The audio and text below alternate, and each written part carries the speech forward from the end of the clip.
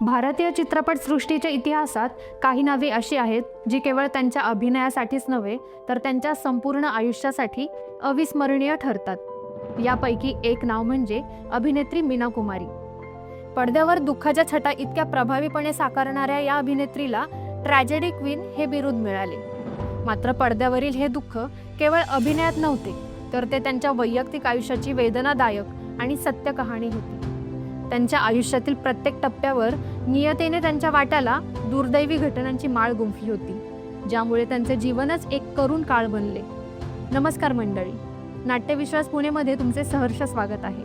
दिवंगत अभिनेत्री मीना कुमारी यांना पुण्यतिथीनिमित्त विनम्र अभिवादन। आज त्यांच्या पुण्यतिथीनिमित्त आपण त्यांना ट्रॅजेडी क्वीन का म्हणतात ह्याच्याबद्दल माहिती जाणून घेणार आहोत। अभिनयातून साकारलेले दुःख।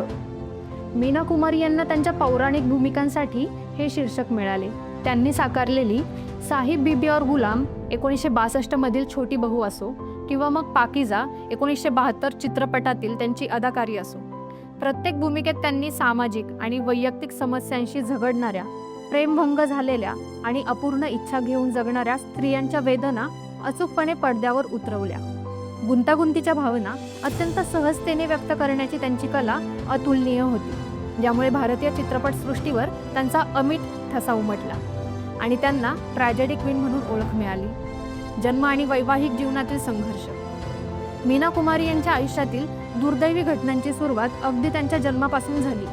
त्यांचे कुटुंब आर्थिकरित्या दुबळ असल्यामुळे जन्मानंतर त्यांचे वडील डॉक्टरांना शुल्क देऊ शकले नाही आणि त्यांना तात्पुरते डॉक्टरांच्या दारात सोडून गेले। यानंतर वैयक्तिक जीवनातही त्यांना मोठा संघर्ष करावा लागला।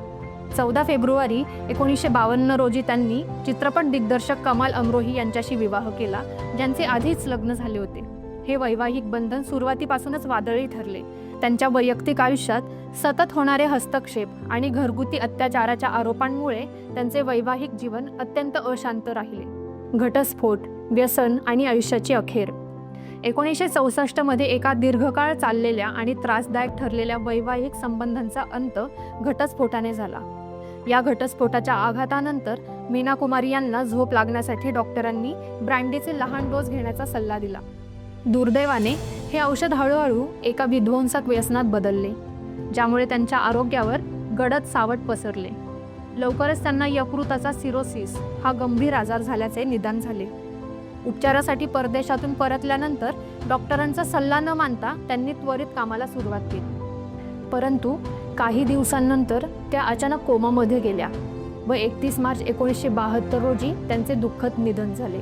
थोडक्यात मीना कुमारी यांचे जीवन हा बॉलिवूडच्या इतिहासातील एक असा अध्याय आहे जिथे पडद्यावरचे दुःख आणि वैयक्तिक आयुष्यातील वेदना एकाच वेळी जिवंत झाल्या।